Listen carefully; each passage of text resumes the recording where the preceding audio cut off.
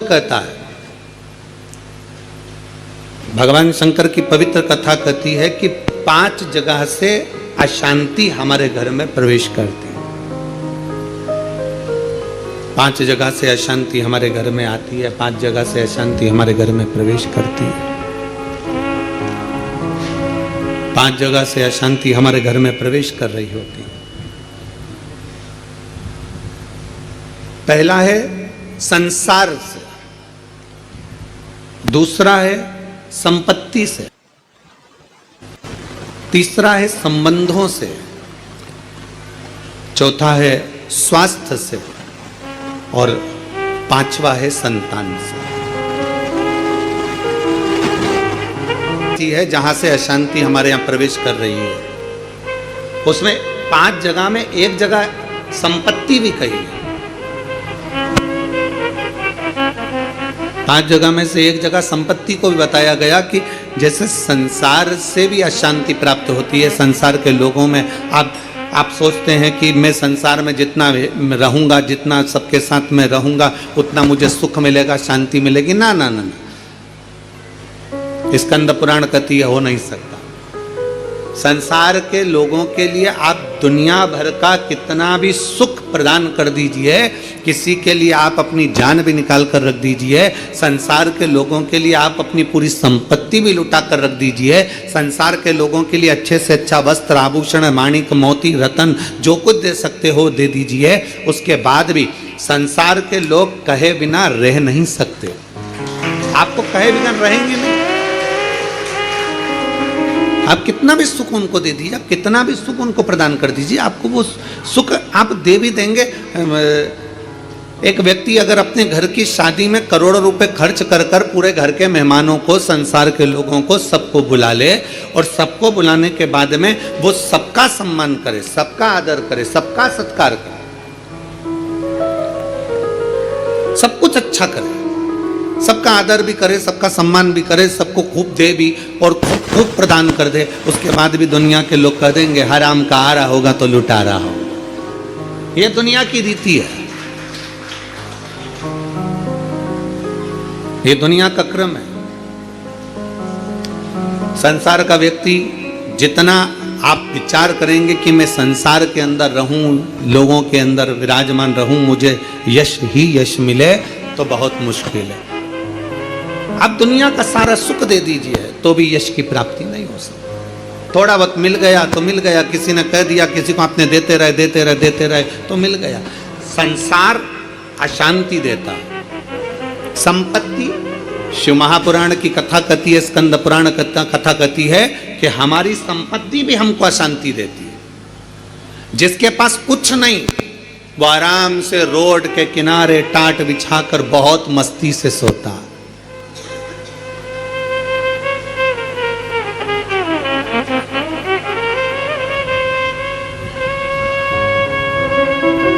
और जिसके पास में बहुत कुछ है, सारी संपदा भरी पड़ी हुई है, सारी दौलत भरी पड़ी हुई है, सुंदर बंगला है, डनलप का गद्दा है, एसी भी लगा है, पलंग भी लगा है, नौकर चाकर सब कुछ लगे हैं, सब कुछ,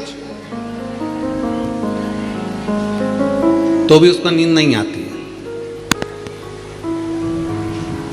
कितना सुंदर कहा गया शिव महापुराण के अंतर्गत, कितनी सुंदर बात कही गई कि शिव महापुराण की कथा, कई लोग कहते हैं गुरुजी आपकी कथा होती है तो वहां 1 किलोमीटर दूर तो गाड़ी रोक दी जाती है। शिव महापुराण की कथा होती है तो पैदल चलकर बहुत दूर तक जाना पड़ता है, बहुत दूर तक। पर कोई किसी चिकित्सक से पूछे, कोई डॉक्टर से पूछे, कोई आयुर्वेद वाले से पूछे, कोई होम्योपैथिक वाले से पूछे, कोई योग गुरु से पूछे कि शास्त्र क्या कहता है, हमें स्वस्थ रहने का तरीका क्या बताता है, तो कहा सबसे सुंदर तरीका है स्वस्थ रहने का कि जितना पैदल चल सकते हो उतना जिंदगी में सुख प्राप्त कर सकते। अब भगवान भोलेनाथ जी की कथा सुनने के लिए आप लोग आते हैं, शंकर जी की कथा में आप लोग पहुंचते हैं, शिव पुराण में पहुंचते हैं, तो बाबा भोलेनाथ पहले ही तुम्हारे स्वस्थ रहने की व्यवस्था कर देता है। भोले बाबा करता क्या है कि 1 किलोमीटर दूर तो गाड़ी रुकवा देता है, तुम कितने बड़े भी सेठ हो, 1 किलोमीटर दूर गाड़ी रुकवा दी और बड़े प्रेम से पैदल पैदल आराम से चलते चलते चलते चलते कथा में पहुंच गए, आसन लगाया, बैठ गए, बैठने के बाद वापस जाने की तैयारी हो जाती है।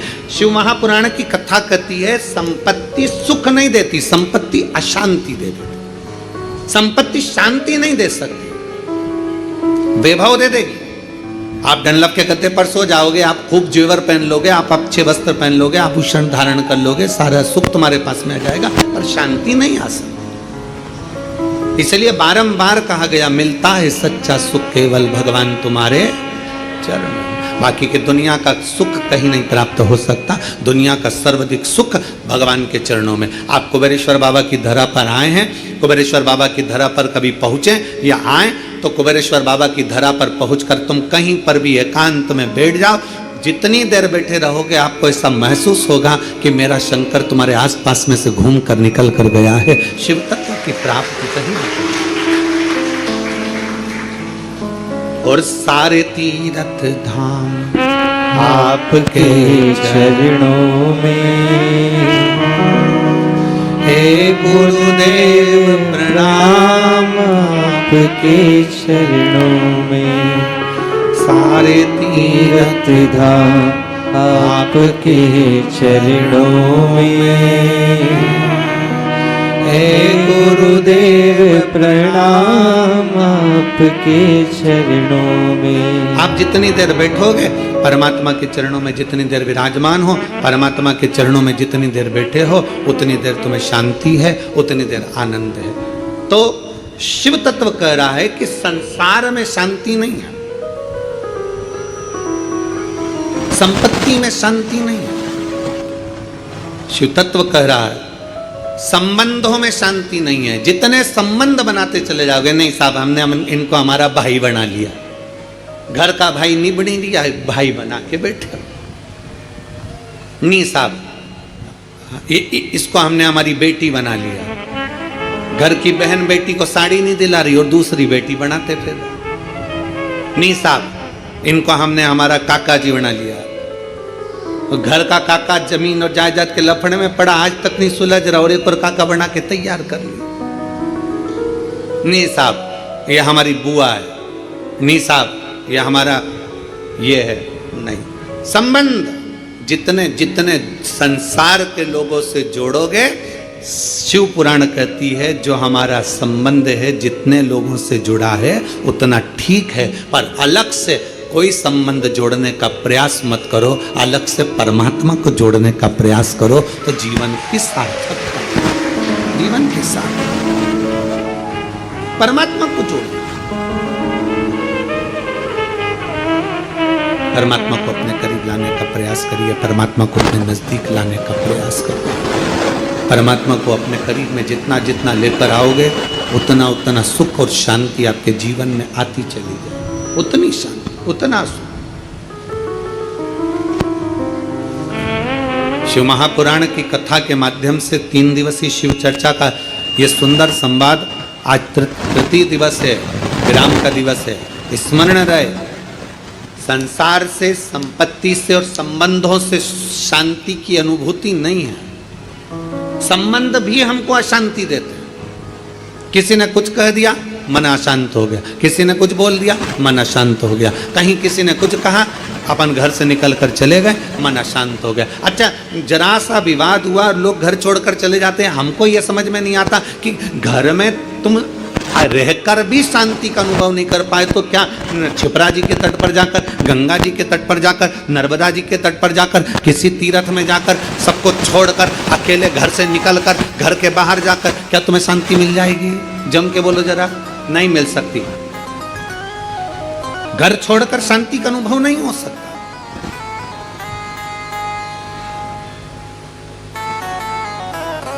संसार ने अशांति दी, संपत्ति ने अशांति दी, संबंधों ने अशांति दी, फिर अगली अशांति दी स्वास्थ्य ने।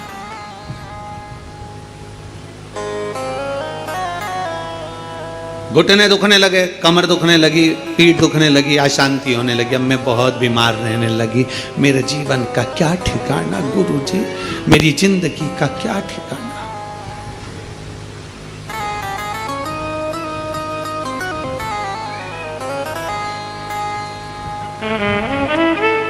कभी अगर मौका लगे ना, एक बार भविष्य पुराण का अध्ययन करिएगा। गीता प्रेस गोरखपुर की भविष्य पुराण लीजिए और उसका अध्ययन करिए।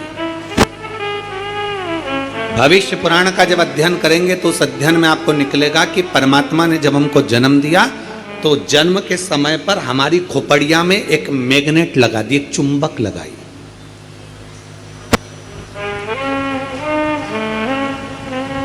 परमात्मा ने हमारी खोपड़िया में, हमारे मस्तिष्क में, हमारे भेजे में, हमारे सिर के अंदर, हमारे मस्तिष्क में एक चुंबक लगा।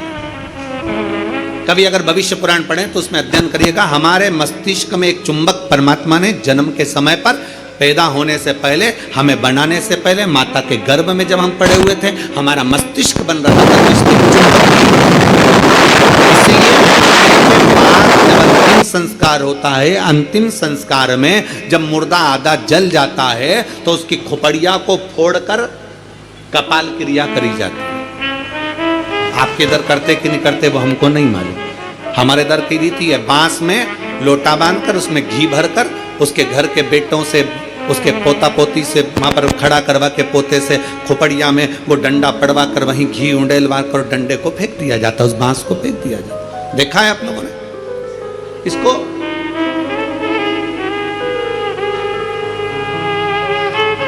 भगवान जब हमें जन्म दिया, परमात्मा ने जब हमको पैदा करा, उस समय पर माथे में, मस्तिष्क में, भेजे में एक चुंबक लगा।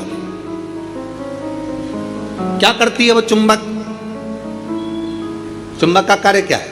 चुंबक का कार्य है, अगर आपने पैसा पैसा पैसा पैसा सोचा विचारा, दिन रात पैसे पैसे में लिप्त रहे, तो व्यक्ति वो मस्तिष्क में जो चुंबक लगी है वो पैसे को अपनी ओर खींचती है। मतलब मनुष्य पैसे को आसक्ति के रूप में अपनाना प्रारंभ कर दे। अब चुंबक का दूसरा कार्य क्या है?